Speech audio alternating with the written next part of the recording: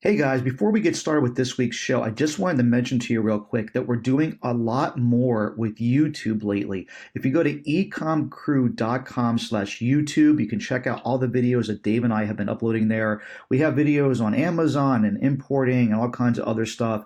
ecomcrew.com/YouTube, and then just click on the subscribe button. Anytime we add a new video, you'll be notified. Now on with the show. This is Mike, and welcome to episode number 149 of the EcomCrew podcast. You can go to ecomcrew.com/149 to get to the show notes for this episode. And today I'm going to continue on our progress here with traction, part 4 of our series on traction. If you haven't heard these episodes before, if you're new to EcomCrew, please go back and listen to episode 138, 140, and 143 for parts 1, 2, and 3 on traction. This isn't something that we typically do, having a multi-part series on something, but it's a big topic that's too much to tackle in just one part. So we're at part 4 here, which is going to be our one-year plan and our quarterly rocks. And we're going to dig right into that right after this announcement. Go to ecomcrew.com/149 to get to the show notes for this episode. And right after the break here, we're going to get right into it. Welcome to the EcomCrew podcast, hosted by Mike Jackness and Dave Bryant, who together run e-commerce businesses that generate 8 figures annually. Mike and Dave take pride in running a podcast that isn't just fluff, talking about specific products, problems, and real-world solutions. In the words of one of our favorite reviews, this podcast is like a playbook for e-commerce. You can take any episode and spend the next month trying to implement it. So without further ado, here's the EcomCrew. Hey everyone, welcome back to part 4 here on Traction, the book that I've been talking a lot about lately. A lot of people in my circle have been talking about lately, the book that has revolutionized our business. I'm really proud of what we've been able to do after reading this book. It's a completely different place around here. And today we're going to dig into our one-year plan and then our quarterly rocks. So let's dig right on into it. And as a reminder, just real quick, you can go to episode 138, 140, and 143 for parts 1, 2, and 3. So our one-year plan, let's talk about what that is and how that kind of comes to fruition and why it's important. And it all stems off of the 3-year plan, which was episode number 143. So in that episode, we're talking about our 3-year timeline, what it is that we want to accomplish, what we feel like we can accomplish, big goals, the BHAGs, the big, hairy, audacious goals over the next 3 years, what we think we can realistically accomplish over 3 years. And as an example here, goal number 1 for the 1-year plan is to develop 50 new products, while our 3-year goal is to develop 100 new products. So we sat down, it's like, okay, well, we need to be able to develop 100 products over the next 3 years. And the reason it's 50 for this year and 25 each of the next 2 years is we're trying to front load a lot of this. We're looking to grow at 100% this year, and next year grow at a slower rate. So we wouldn't need to develop as many new products. Plus, we also realize that developing new products at this pace, you sacrifice a little bit on quality, number 1. Number 2, the ideas become harder and harder every time you launch a new product. You cherry pick the best ideas and the easiest things to develop first, and it gets harder and harder to come up with new ideas, things that you can innovate with, things that you can differentiate with, things you can bundle with, and things of that nature, things that we talk about in our courses, like on how to have a really good brand and product line. That becomes more and more difficult as time goes on. So we do think that if we develop fewer, better quality products over the next couple of years, we'll be in better shape. But we do have the need to develop 50 products this year to hit our overall goal for the year, our sales goal. So that's why it's 50, and it stems right out of the 3-year plan. So some of the things that are in the 3-year plan, like launch all viable products in our catalog, on Amazon, Canada, UK, and EU. Well, that's a part of our 3-year plan, but that's also something that we just want to completely accomplish in this year. So the reason for this is, I think I've talked about this on other podcasts before. It's really important to sell more of what you've already got developed and focus less on launching new products. If you have the ability to do one or the other, let's say you can go down only one path, selling more of the same product is a much better path to be on than developing another new product to be able to meet your sales goal. Now, of course, for us, we have to be able to do things concurrently and think multidimensionally and play 3D chess, as they say. So we're going down both paths, but we're putting a lot of focus on trying to sell more of the same product. And a part of that is international expansion. So we can put our products on Amazon Canada, Amazon UK, Amazon EU, eventually Amazon Australia. It's the same photography and the same descriptions that we've written and the same product. We just got to, on the purchase order, put a bigger number on there. That doesn't take any more time to type in a bigger number in a PO. It's much easier to do that than it is to develop a whole brand new product. And at the same time, you get efficiencies and economies of scale that you don't get by launching new products. Things like, hey, Mr. Manufacturer, I'm now ordering 10,000 of these widgets a month from you instead of 5,000. I want a better price. These are things that you can do by ordering more of the same thing, something that we're really going to be focusing on. So this year, we're launching all viable products on Amazon Canada, UK, and the European Union, and eventually we'll get to Australia. And the idea here is we hope to double our business, basically, on Amazon at least, overall by adding all this up, or at least do at least 50% more through selling through Canada, UK, and EU. We think we can get even to 100% by basically doubling our business by having these channels and letting them come to fruition. It will take some time. And quite frankly, as I record this episode, I can tell you it's been a little bit harder than we thought in the UK. Canada's pretty much on pace and doing very well. But it definitely, long term, it's going to be way easier for us to sell stuff there than it is to deal with selling more stuff or more products here. So that's our second goal here for the year. And we're well on track for this already at the recording of this podcast, something that I'll talk more about as we go through our quarterly updates, which I've been doing for you guys. So the next one here is to optimize all listings on Amazon to increase sales by 50%. I've talked in great length about this.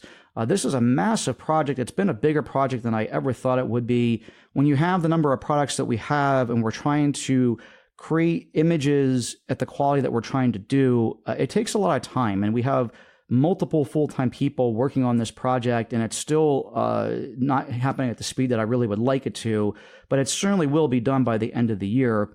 And I think that we can get an uplift of at least 50% sales by just having better listings, because what ends up happening is when you have a better listing, when you have really top-notch photography and infographics, again, the things that we talk about in our Amazon launch course, and the templates that we have there for that, like really help with this, you are going to have a better conversion rate. So I mean, if your listing converts at 15% instead of 10%, you will rank higher.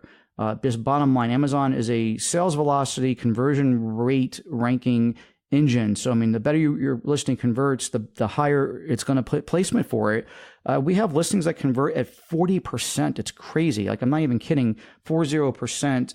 Most of our listings are now converting over 20%, at least the ones that we've revised. So that's something you can go back and look at your listings. If you're converting at a lower rate, you probably aren't putting enough effort into the photography, or your listing isn't geared towards your audience in the right way, or you're doing something wrong, because the conversion rates on Amazon are just so darn high that we feel like if we're sub 20% on a listing, that we still have a lot of work left to do. And even if it's above 20%, we feel like we can improve a lot of times. But again, this goes back to what I was saying before. It's easier for us to put the effort into creating better listings. As hard as that might be, it's still a lot less work than creating brand new products from scratch. And from an efficiency standpoint, again, it's easier for us to just order more of that same product and go out and develop a whole new product from a different manufacturer that has to be shipped in a different container, or figure out a way to consolidate that. That's much more work. And when you're doing things at scale, the efficiencies are what all matter, especially in a business like this. That's a lower margin business. This is where all the money is really to be made, is in these efficiencies. So this is something we're going to put a lot of work into in 2018. Our fourth goal here is to optimize Amazon PPC for every SKU to achieve our target ACOS and lower our ACOS and increase our profit margin while not decreasing our sales with PPC. I just did a PPC episode about this, and we're well on track for this year. We've lowered our PPC by our spend by $6,000 a month already this year, with zero decrease in sales. Like within $100, our sales are the same on PPC sales, or a couple $100. and our spend is down significantly, and we're making an additional $6,000+ a month off of PPC that we weren't making before. Pretty significant. So this is the fourth goal for the year, is a high-level goal for our company. The fifth goal here is to implement a bonus program and other perks for our company.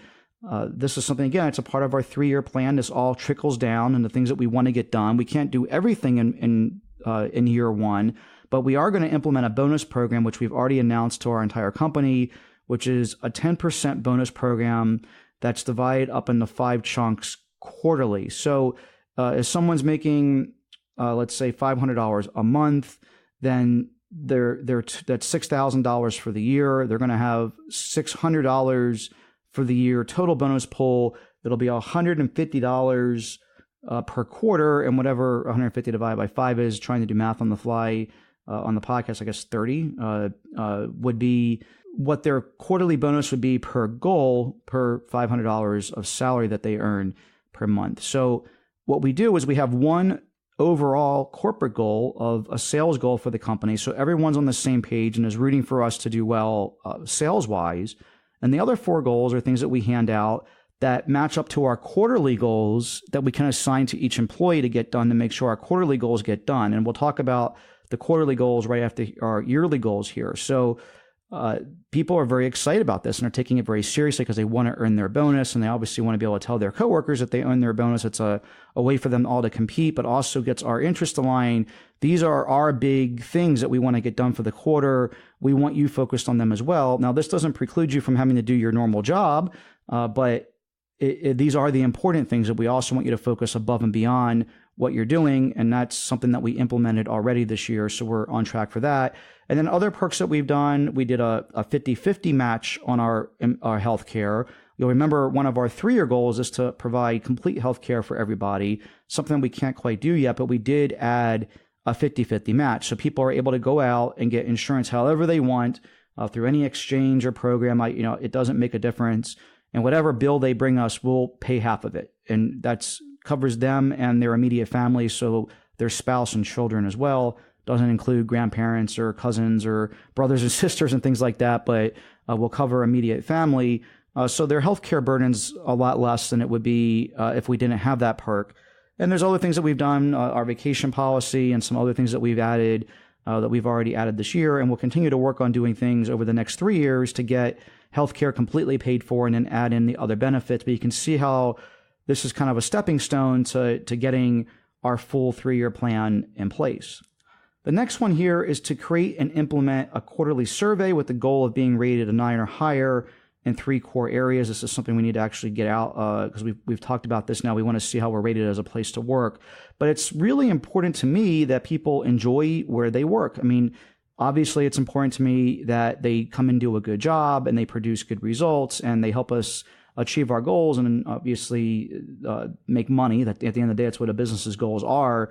But we can do that in an environment where people actually enjoy it. We're getting just as much out of them being here as they do. And most companies can care less about that, but this is something that makes us unique. It's very important to me. Yeah, at some point we have to take some of our profits and put them into benefits and doing some other things for our employees. Actually, the day that I'm recording this podcast is one of our monthly outings that we do, which is one of our employee benefits. So we went out and did a monthly outing today, which includes lunch on us at a nice restaurant. And then our monthly outing today was to go on a 5-mile hike. There's lots of amazing hiking around San Diego. And then everybody went home and I came back here and recording this podcast. That's just one small example of some of the things that we do for our employees. And, the hope is obviously that this makes it an environment where they want to be, that makes them happy. And then obviously they produce good results for us as well. But I think anyone listening to this podcast, 99% of the people out there either have a job or once had a job. And if you once had a job, you probably worked at a job that you didn't feel appreciated or enjoy at some point in your life. And I just don't want people thinking that of me and my company and what we do here. I want people to legitimately be able to get up in the morning and think, man, I'm looking forward to going to work.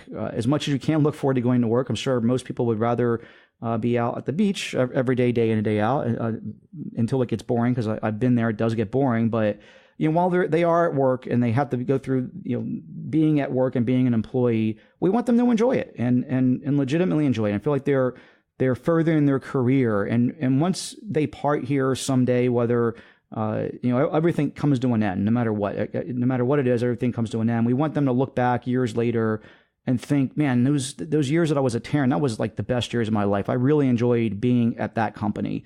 That's our goal. So that's what we're looking to achieve over the next 3 years. And a part of that now over the next 1 year is to start this survey and see what we're doing and get feedback on things we can do better to continue to be on that goal.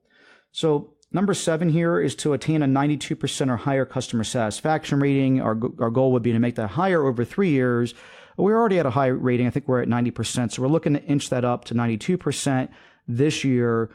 Just by making our customer service better. So we've gone through training with our employees on how to do that. And Mia sits down with employees on a monthly basis and talks about specific examples of things people can be doing better and how they can respond differently and have more empathy with a customer.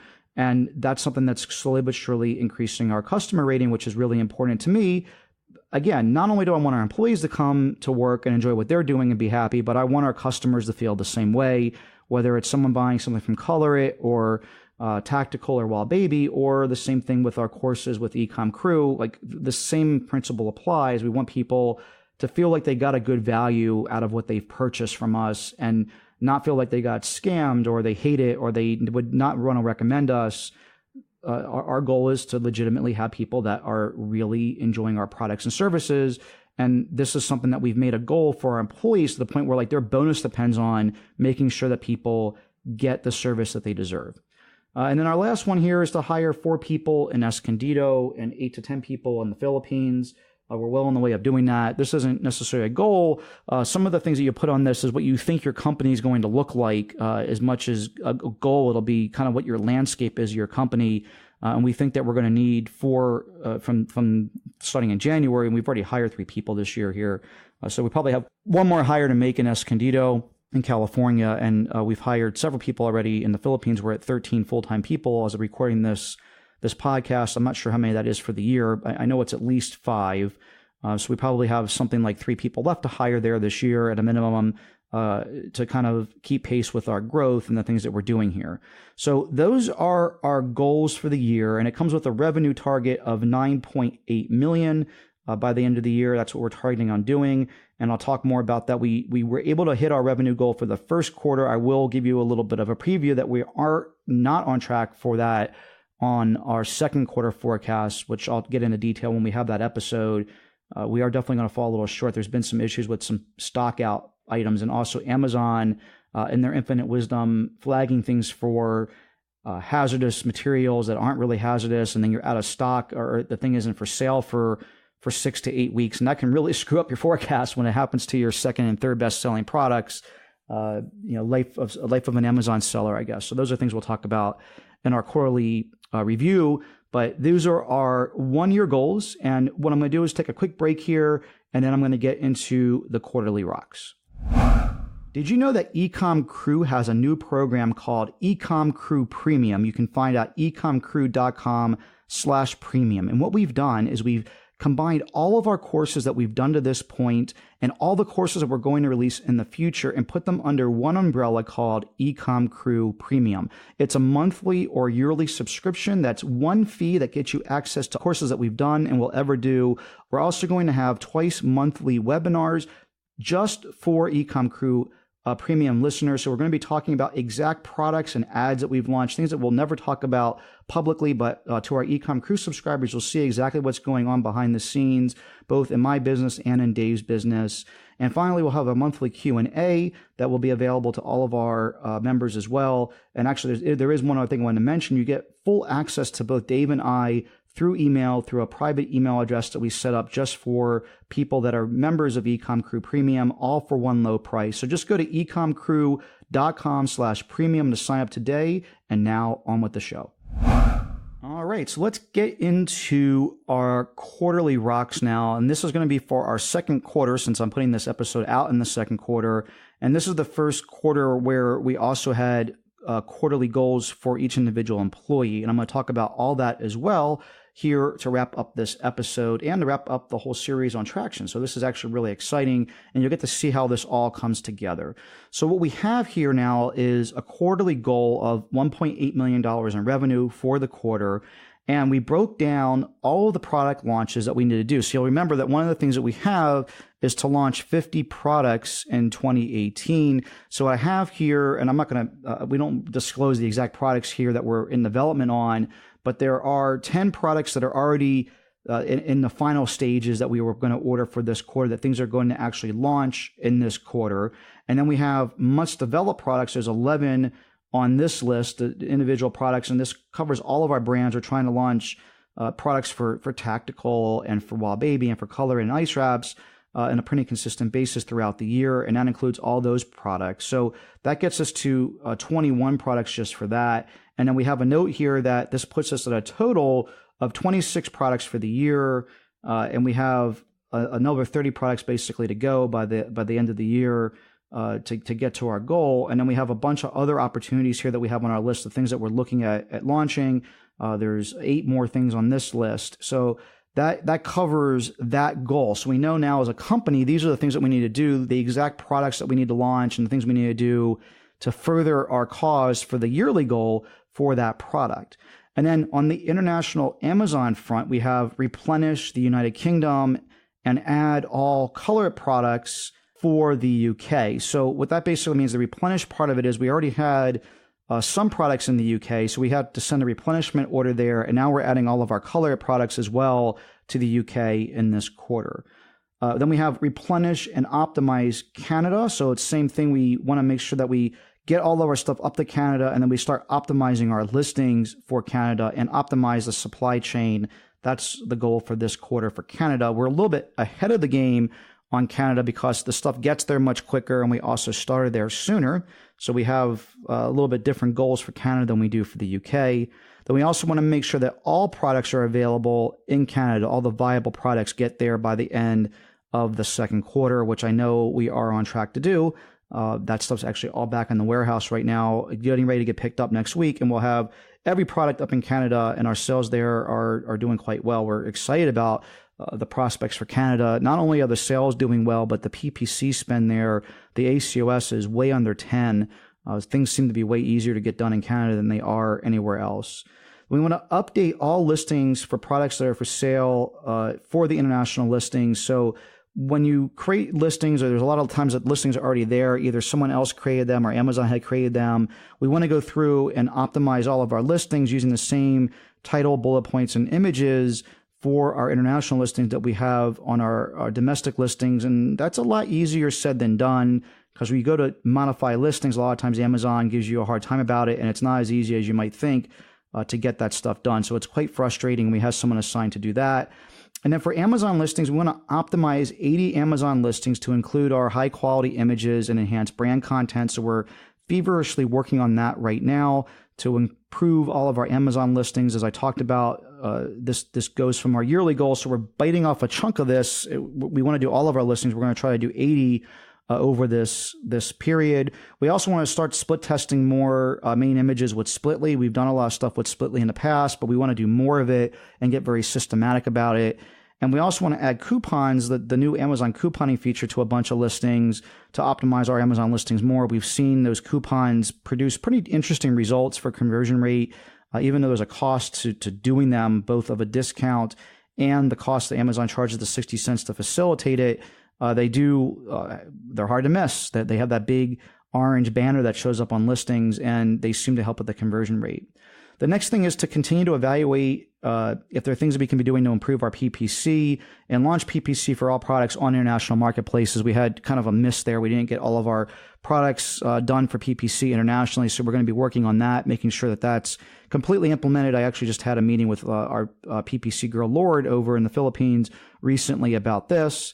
And then we have some other stuff on our list, other clean and organize the warehouse and set up our photo studio, come up with a plan for some of our slow-moving inventory and chop out kind of the 80-20 rule. We're going to remove a bunch of SKUs in our catalog that are just don't move very well. They do add up to some profit, but we want to take the overhead that is involved with, because every product has overhead, whether you think about it or realize it or not, just looking at it in your catalog takes up time. And this is something that we're going to remove just to help streamline our inventory processes. Because again, I think everything's about efficiencies in this business. We want to continue to build our Wild Baby and Tactical email list. This is something that we kind of lost our eye on the ball from a little bit because we cycled through a marketing person earlier this year. So like our old marketing person left us and we had to replace that. And it just, it's hard to get a new person up to speed quickly on every single thing. And this is one of the things that we just weren't working on a lot over the previous quarter, but we're working on a lot this quarter to continue to build our list for both Wild Baby and Tactical. It seems like Color It always gets all the love, and that's been fine. And then we want to set goals for each employee and implement their quarterly bonus program, which I've already talked about and we've done. So let's talk about goals that we've set for each individual employee so you can get an idea on what that looks like. And I'm not going to go through every single goal because that's just too long of a list. There's too many employees, but I'll go through a couple people here so you can get an idea on exactly the goals that we've set for each employee. So for instance, for our marketing director, marketing manager, her goals are to launch a new version of icewraps.com. We want to redo that site and make sure that the conversion rate's higher than our current site. So the goal has to be very black and white. So she has to launch a new version of the site. We picked out a template and work with the developer and do this herself to launch a new version of icewraps.com. And when she does it, the conversion rate needs to be higher than the current site. So it's not just a matter of putting something up there. The benchmark is that the conversion rate's higher, and we look at our conversion rate up until through the beginning of the year to the date that we switched it, and then we look at what the conversion rate is after that, and that'll be the test on whether she earns that bonus or not. We want to audit our email flows for Color It and Ice Wraps and replace updated flows for the following. We want to redo basically our abandoned cart, new customer welcome series, VIP customers, win back series, bought this and not bought that emails, and send at least one newsletter per week for each brand. So we basically are going back and auditing, making sure all this stuff's in place and there isn't conflicts that kind of end up happening over time with this stuff. I mean, after 2-3 years of doing email marketing and Facebook ads and lead magnets and free plus shipping offers and contests and giveaways, a lot of times the communications will overlap and conflict with each other. And this is something we want to go back and audit. And this is a part of her goal. And she can document that she's added and make sure that there is an abandoned cart, new customer welcome series, VIP customers, win back series, bought this, not bought that, for all of our brands, which I know isn't fully in place for all of our brands, because what ends up happening is we do it for Color It and then we forget about our redhead stepchildren, Ice Wraps, Wild Baby and Tactical, which is something that we're working very diligently on fixing moving forward. So some other goals for another employee here, launch product listing ads for Ice Wraps. We're having an agency do that now. We're going to take that back in-house. Color It, we haven't been doing them, which is ridiculous. Wild Baby and Survival Food, and make sure that our ROI is at least 500% or more. We haven't been doing YouTube remarketing videos as well as I want, so that's a goal for him as well.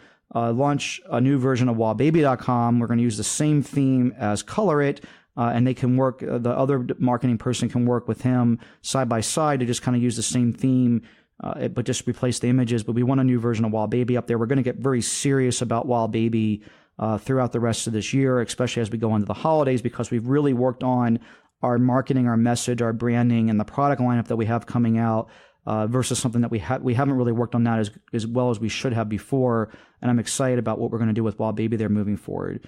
And then we also are going to go back and audit all of our freebie offers for Color It and revitalize them with an SEO focus. One thing that really frustrates me when we put these freebie offers out, we didn't really focus on SEO, put a good title on the page and put alt tags on all the images and make sure that we had a good H1 tag and a good description, etc., and decent text on the page. These freebie offers are a good way to organically get people into our ecosphere and give us their email address and get them pixeled. This is really important.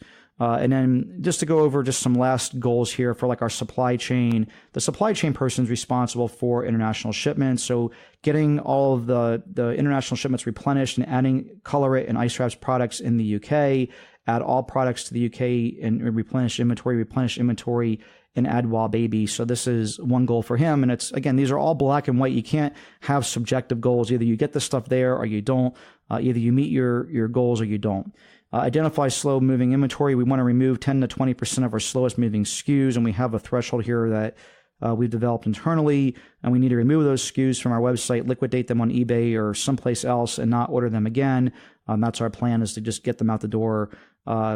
And so that kind of gives you an idea without running out of time here, individual goals that we've set. The important thing is for each individual employee is that they're very definitive. They have to be black and white. You can't give someone a goal that you feel like they didn't complete, but they did. It's, launch this website and the conversion rate has to be higher than it was before. Send out an email with an open rate above XYZ 4 times this month for a particular brand. Whatever the goal is, it has to be, again, very black and white, very definitive. It's important to make sure that you're not going to have expectations that aren't aligned with your employees. So make sure you do that. It's really important. And man, with that, we are at the end of our Traction series. It's been a long road.